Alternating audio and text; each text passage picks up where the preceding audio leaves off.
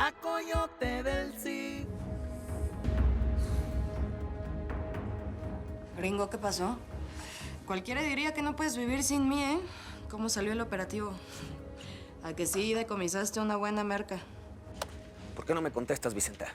Llevo horas tratando de comunicarme contigo. No, pues es que no tenía el celular cerquita, pues, y no esperaba que me volvieras a llamar tan pronto y... Supe que se fueron todos del rancho de los Aceros.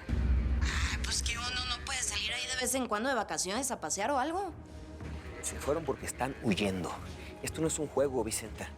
No solo se trata de la seguridad de un testigo protegido de mi departamento, sino que ahora estás involucrada en el robo de una mercancía de Chucho Casares y en el asesinato de su sobrino David Casares. ¿Sabes lo que eso significa?